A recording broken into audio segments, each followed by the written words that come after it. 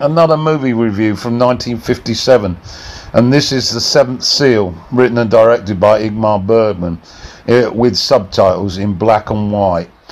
A very, very strange movie, I must say, but one that, as a viewer, if you stay with the subtitles and really immerse yourself with the script, it can be very rewarding.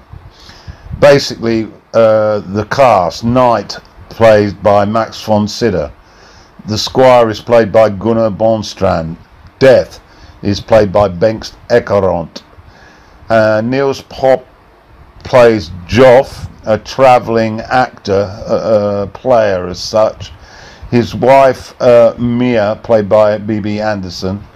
And the Witch, played by Maud Hansen. There are a number of other supporting cast, but I won't go into any more detail. Let's set the scene. The beginning of the film. It's set way back in the 12th century, from my notes anyway. Sorry, the 14th century, in the Middle Ages. And the Squire and the Knight have returned after 10 years of fighting in the Holy Land. It's the Crusades, and they've returned not victorious.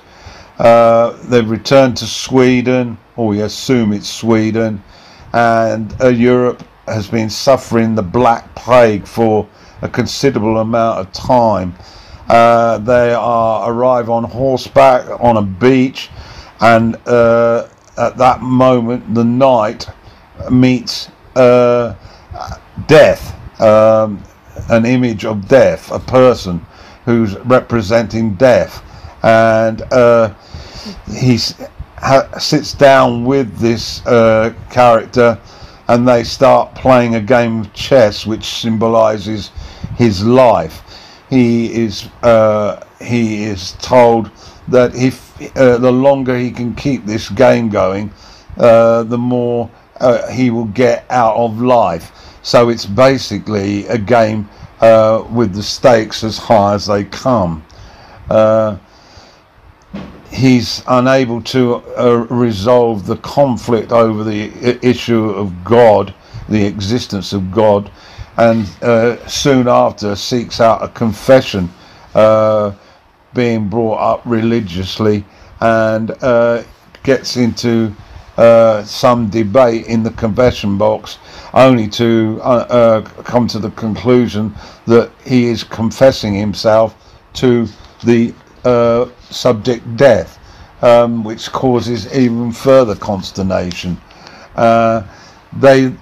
Him and the Squire then embark on their journey across Sweden towards his home. He has a castle at the other end of the country, and it's this travelling that brings out lots of intriguing events, and people are en route which are fascinating, to say the least. He comes across this travelling group, and befriends them, and they continue on with him. I'm going to describe some of the issues that we see in the film, not in any particular order.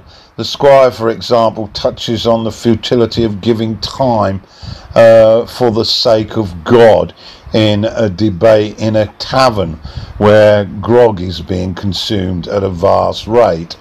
They come across an incident of an alleged witch awaiting a burning for causing the plague. Here the photography is breathtakingly real, and there's great use of shadow by Bergman in this black and white film. The squire also rescues a woman from certain rape by a doctor who's turned a common thief, robbing the dead, and he offers her a job as a cook housemaid, in anticipating that his wife has surely died in his long absence. The Traveller's musically theatrical performance is an opportunity for the squire and the knight to experience a drunken orgy at a tavern. The mock crucifixion is seen in the village as a message to all about the Black Death and a plea for faith in the face of evil. This suggestion is rejected by the squire as mere poppycock. The travelling knight family, having met up with the knight, the squire then joins them with his new female companion, and we get a further move on the chessboard after a period of time, to which the knight feels an element of success, and that seems to be a metaphor for extending his life a little further. There's also the anguish and torment driven by soldiers and priests, which crop up throughout. And then we have some verbal boxing matches that are exchanged between the participants, Death and the Knight, and it goes on and on like this. It seems to reflect a sort of gathering of the good and bad times within life, and tackles the subject matter of why are we here and what's the point of it all. The burning of the stake is particularly traumatic, as the knight and squire are in a position to actually interfere with this and possibly prevent it, but they prefer to stand aside and allow things to take their natural course, with Death on the side showing an insistence that the activity be completed. We also witness Death appearing to cut down a tree that an actor has ran up to escape from soldiers, and it seems to represent the unexpected events in life, and how life can be quite unlucky. And as you probably are getting a taste, the film is extremely interesting, but a sort of chaotic look at life and the individuals that we come across.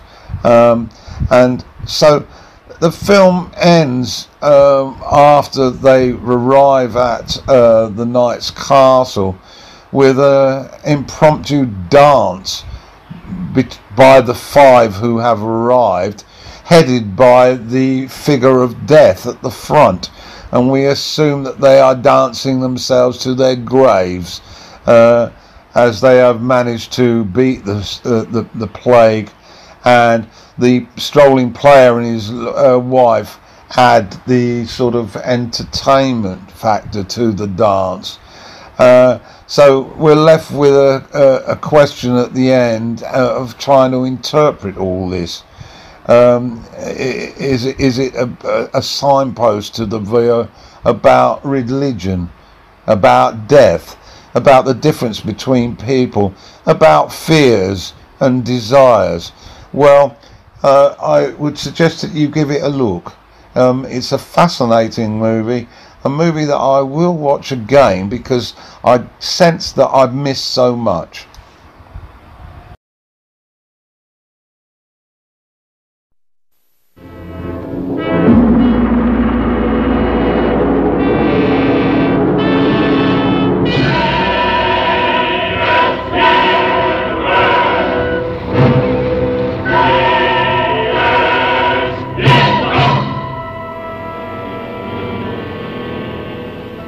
Slutar du aldrig att fråga?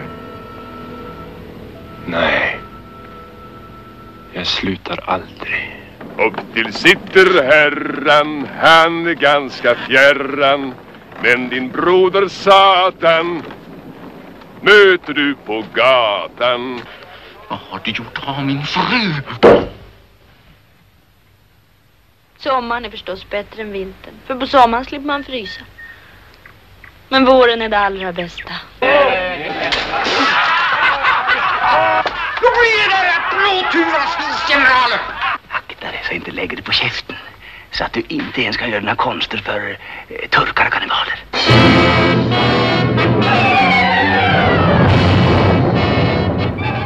Pesten, den svarta döden, hemsökte Europa vid mitten av 1300-talet.